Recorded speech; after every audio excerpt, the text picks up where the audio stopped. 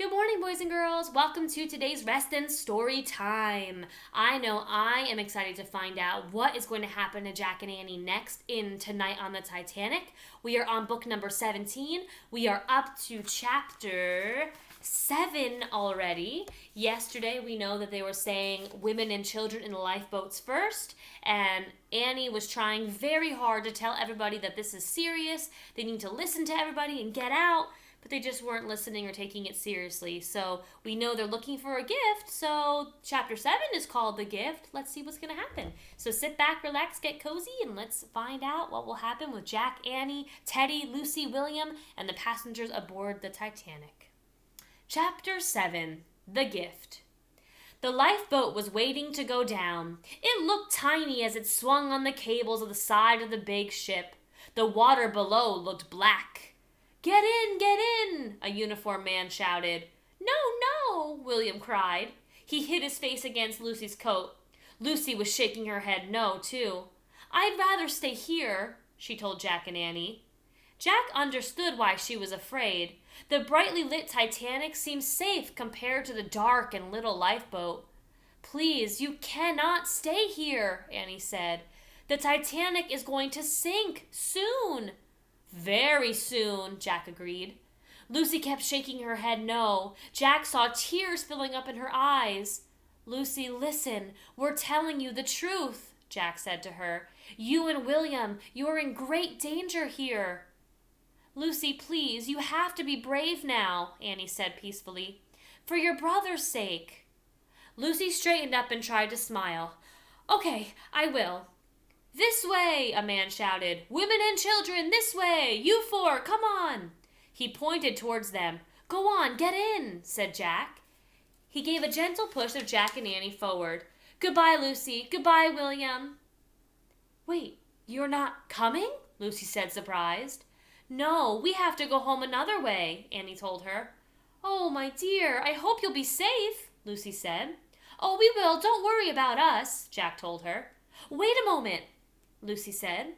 She reached into her coat pocket and pulled out a silver watch on a chain. Oh, watch and chain, CH words. "This is a gift for both of you. It's our father's watch. We carried it with us on this voyage for good luck. And I have a feeling that you two were our good luck tonight."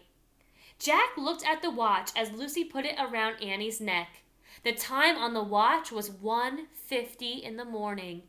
That means there were only 30 minutes left until the Titanic would be underwater. "Hurry, hurry!" Jack shouted. Jack and Annie watched as a little man picked up Lucy and swung her into the boat. Then he picked up William and put him in Lucy's lap. "Goodbye, goodbye!" Annie cried. She stepped forward and blew them a kiss to wave them off. But as soon as she did that, the man also picked up Annie. No, put me down," Annie shouted. "Into the lifeboat, dear. It's time to go," the man shouted. He tossed Annie into the lifeboat. No, Jack cried. The man reached out for Jack too, but Jack jumped away just in time. "Annie, get out of the boat. Get out, Annie." Annie tried to climb out of the lifeboat. "Let me out of here," she cried. Ow. Teddy barked from over Jack's shoulder. The lifeboat jerked forward and was creaking down towards a dark and cold sea. "Come back," Jack called out. But there was nothing he could do as he watched Annie disappear from his sight.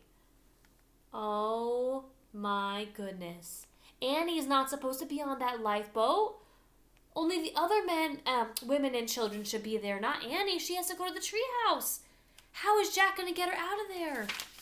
Oh my goodness, let's find out. Chapter 8, Every Man for Himself. "Annie!" Jack cried out. "Let me out!" He could hear Annie shouting, but the lifeboat was still going down. "Wait for me, please, wait for me," a voice came through the crowd.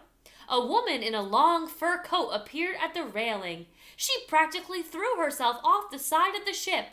"Stop!" a man called. "Bring the lifeboat back. Lady Blackmail must be on board." Slowly the lifeboat was brought back up to the top. Jack pushed his way forward. The lifeboat came even with the ship. Jack quickly reached in and grabbed Annie. He pulled her onto the sinking Titanic. "There's room for one more," Annie said to Lady Blackwell. She and Jack took off running before anybody else could catch them, while Lady Blackwell safely went onto the lifeboat. Jack and Annie ran up the slanting deck. Annie stopped and looked over the railing. Jack looked too.